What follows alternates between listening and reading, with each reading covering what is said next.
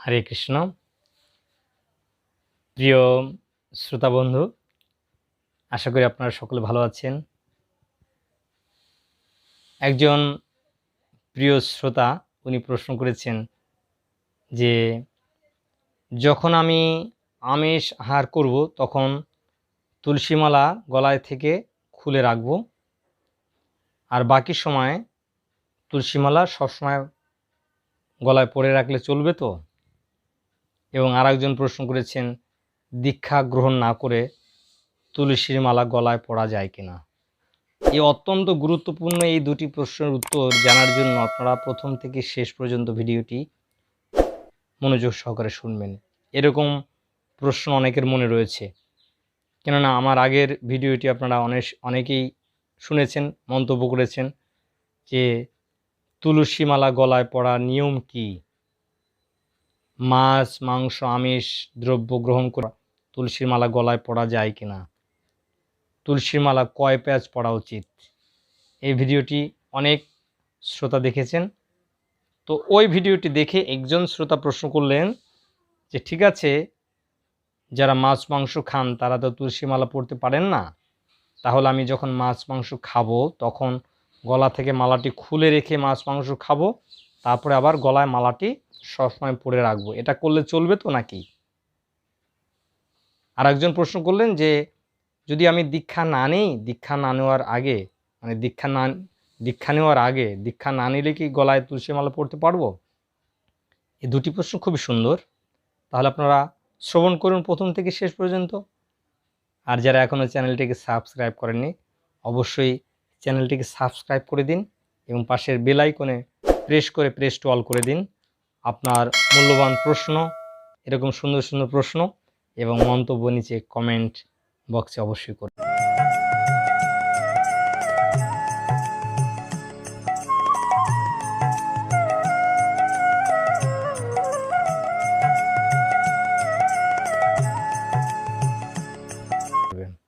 হরে কৃষ্ণ।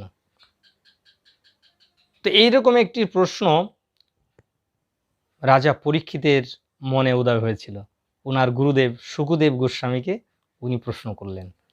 তাই একটি গ্রন্থ আছে শিল প্রভুপাদের, গ্রন্থটির নাম হচ্ছে পারফেক্ট কোয়েশ্চন পারফেক্ট অ্যান্সার, মানে আদর্শ প্রশ্ন আদর্শ উত্তর। একজন শ্রোতা কীরকম হবেন এবং একজন উত্তরদাতা কীরকম হবেন। তাই এখানে আমরা পরীক্ষিত মহারাজকে দেখছি, একজন মহান কৃষ্ণ ভক্ত রাজা, তিনি তার গুরুদেব শুকদেব গোস্বামীকে প্রশ্ন করলেন, মানুষ যদি ইন্দ্রিয় তৃপ্তির বাসনা ত্যাগ না করতে পারে, হ্যাঁ, এবং একজন মানুষ যদি প্রায়শ্চিত্ত করে আবার পাপকর্ম করে, তাহলে এরকম প্রায়শ্চিত্ত করার কি ফল রয়েছে। এই ধরনের প্রায়শ্চিত্তকে তিনি নিন্দা করেছেন, যে প্রায়শ্চিত্ত করে আবার যদি কেউ পাপকর্ম করে তাহলে এরকম প্রায়শ্চিত্তের কি ফল। তাই এই ধরনের প্রায়শ্চিত্তকে শুকদেব গোস্বামী এবং পরীক্ষিত মহারাজ উভয়ই নিন্দা করেছেন। তাই এই ধরনের প্রায়শ্চিত্তকে তিনি হাতির স্নানের সঙ্গে তুলনা করা হয়েছে। যেমন হাতি সুন্দর সরোবরে নদীতে সুন্দরভাবে স্নান করে আবার যখন সে ডাঙায় ওঠে কি করে, সে সমস্ত ধুলি বালি তার সমস্ত শরীরে ছিটিয়ে দেয়। তাহলে এই স্নানটাকে যদি প্রায়শ্চিত্তের সঙ্গে তুলনা করা হয়, তাহলে এরকম প্রায়শ্চিত্ত করে আবার ডাঙায় এসে আবার গায়ে যে ধুলোবালি ছিটিয়ে দেওয়া হয়েছে, তাহলে এরকম কর্মটা হচ্ছে একটি পাপ কর্ম।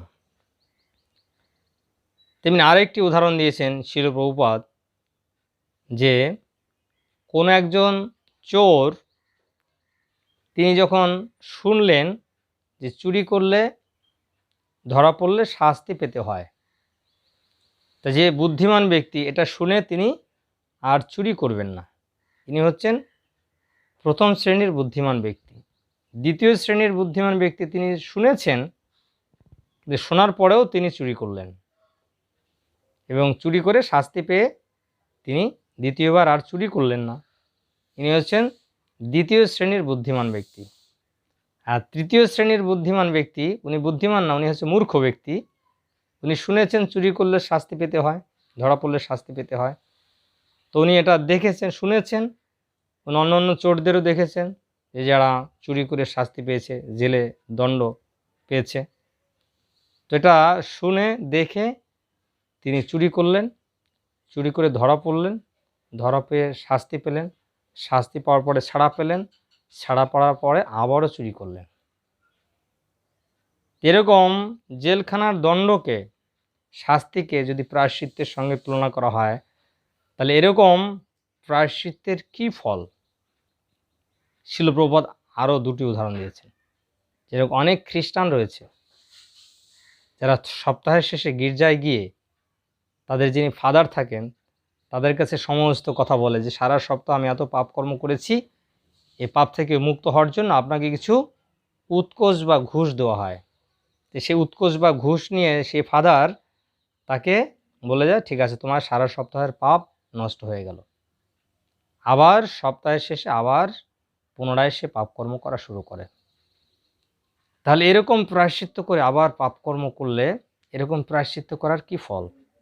তেমনি শিল প্রভুপাদ আরেকটি উদাহরণ দিয়েছেন। অনেক ব্যক্তি রয়েছেন যাদেরকে বলা হয় সহজিয়া, যারা অবৈধ স্ত্রী সঙ্গ করেন, মাছ মাংস আহার করেন, নেশা করেন এবং তার সঙ্গে সঙ্গে হরিনাম করেন। কেননা কী জন্য তারা হরিনাম করেন? শাস্ত্রে বলা হচ্ছে একবার নাম করলে যত পাপ হরে, কোনো পাপের সাধ্য নাই তত পাপ করে। তাদের ধারণা কি?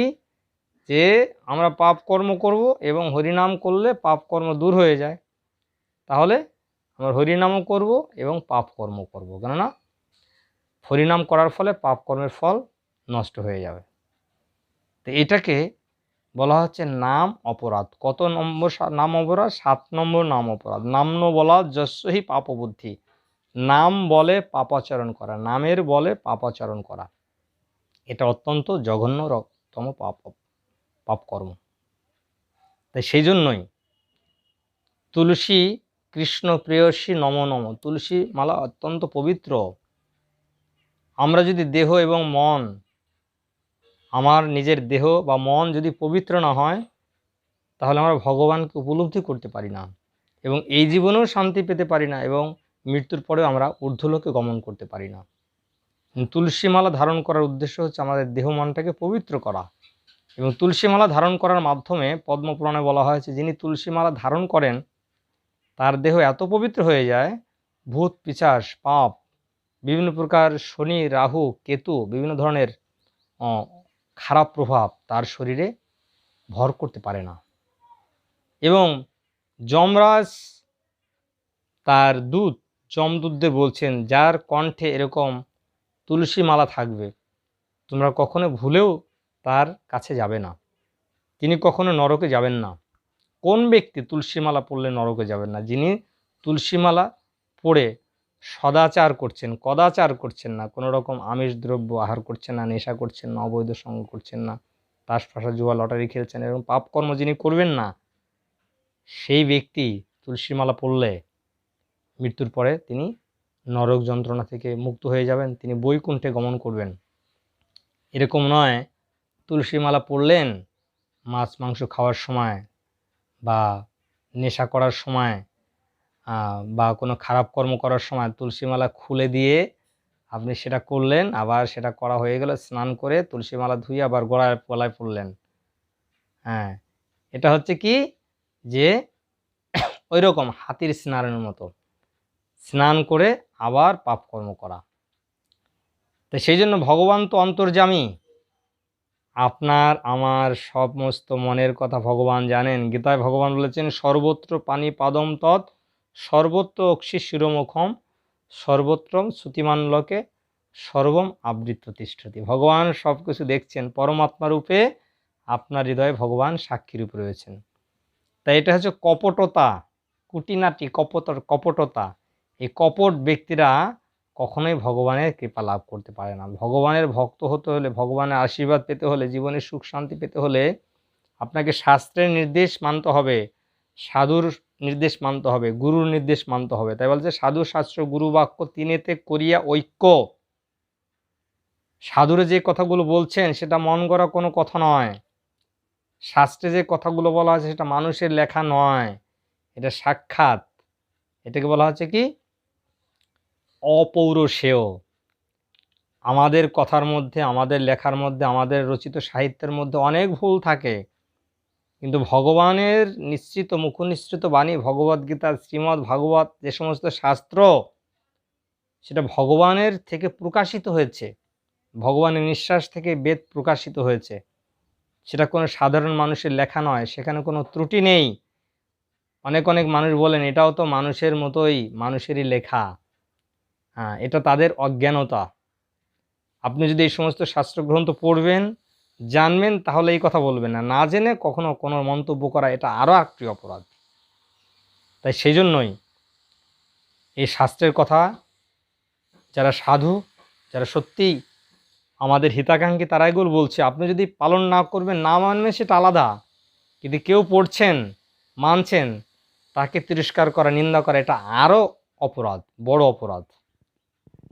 তাই আমি অনুরোধ করব, যারা মাছ মাংস গ্রহণ করা ত্যাগ করতে পারছেন না, কিভাবে ত্যাগ করবেন সেই পন্থা জানার জন্য আমাদের অনলাইন ফ্রি ভগবদ্গীতা কোর্স রয়েছে। আপনি সেই কোর্সে সপ্তাহে একদিন যুক্ত হন এবং ভগবদ্গীতা সংগ্রহ করুন।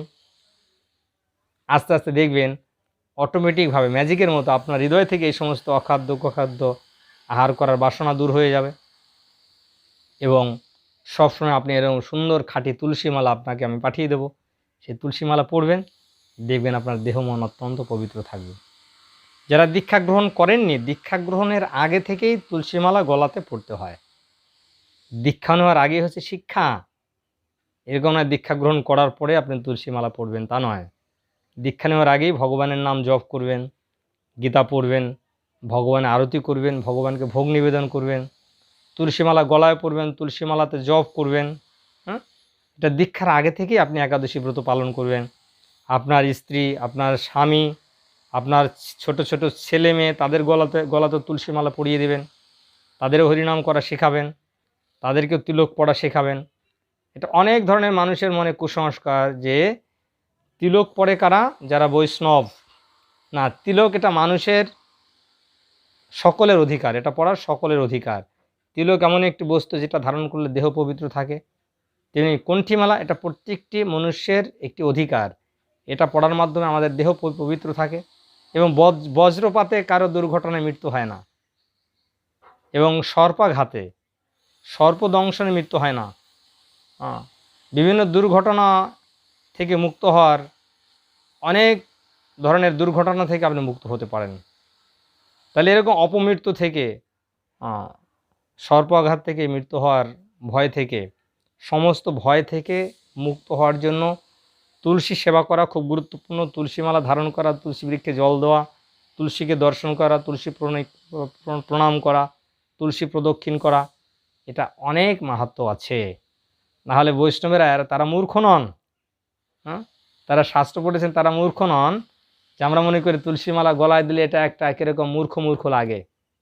কিন্তু তুলসীমালা গলায় দিলে কোনো ভয় নেই। আপনি স্বর্ণের চেন গলায় পড়ুন, দামি কোনো ধাতুর অলংকার গলায় পড়ুন, আপনার ভয় আছে, আপনাকে কোনো ছিনতাইকারী আপনার গলা কেটে নিয়ে যাবে, কান কেটে নিয়ে যাবে। কিন্তু তুলসীমালা গলায় পড়লে তো এই জগতেরও ভয় নেই, মৃত্যুর পরে যমদূতেরও ভয় থেকে আপনি মুক্ত হয়ে যাবেন।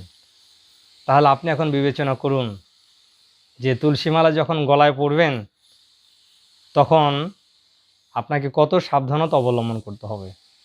তাই সেই জন্য যারা ভাবছেন তুলসীমালা গলায় পড়বেন সবসময়, কোনো বিয়েবাড়িতে গিয়ে, কোনো নিমন্ত্রণতে, কোনো রেস্টুরেন্টে গিয়ে মাছ মাংস খেয়ে নেবেন, তখন তুলসীমালাটা খুলে ব্যাগের মধ্যে রেখে দেবেন, আবার বেরিয়ে এসে স্নান করে পড়বেন।